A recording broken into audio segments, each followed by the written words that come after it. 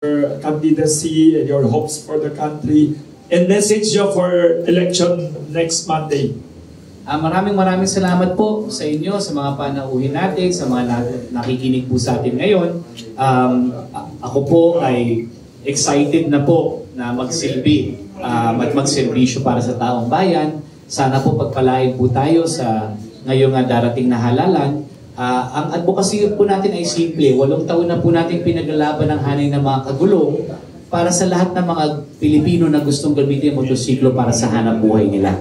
At ito po yung ating isusulong at patuloy na ipapalakasin at poproteksyonan sa pamamagitan ng pagiging boses dito sa ating mga manggagawa na sa pangkasalukuyan, nalulungkot po ako na kinikilala ng gobyerno bilang isang informal na manggagawa. Na sa aking palagay po, wala pong ganong klaseng manggagawa dapat na kinikilala. Lahat po ng manggagawa dapat merong equal opportunity to the benefits that the government can provide. Kasi ito po, foundational po to sa pagraraos ng ating pamilya sa kahirapan.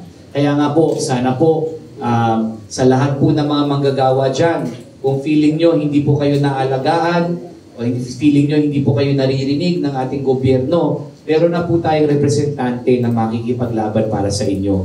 Hindi lang po ito sa hari ng mga motorsiklo, pero sa iba't ibang mga sektor na karamihan po doon hindi napapa sa ilalim ng tradisyonal na pagiging empleyado. Kaya nga po, sana po pag-aralan po natin at makita nyo po ang value po na pagboboto po sa 107 ang Kasangga Party List para hindi na matulungan po natin ang lahat ng klaseng manggagawa. Paalala lang po, isang beses lang po pwede iboto ang party list. Oo, isa lang, hindi pwede dalawa.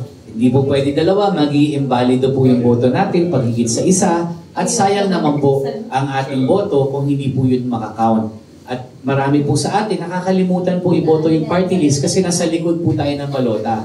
So sa sobrang dami po na binoboto natin sa harap, nakakalimutan po natin na sa likod po. So sa likod po, pag hindi po natin mahanap yung pangalan ng ang Kasangga Party List, tandaan na lang po natin yung numero na 107. Pwede ka mag, a few lines in Bisaya and Ilonggo? Okay lang po. Anong salita niya sa dalawa? Okay lang po. Ano lang po, sa 107 po, pag hinanap po natin yun, nasa pangatlong hanay, third column, nasa bandang ilalim, medyo kanan. I-shade po natin yun para lahat po ng manggagawa magkaroon po ng magandang bukas. Maraming salamat po. Thank you once again.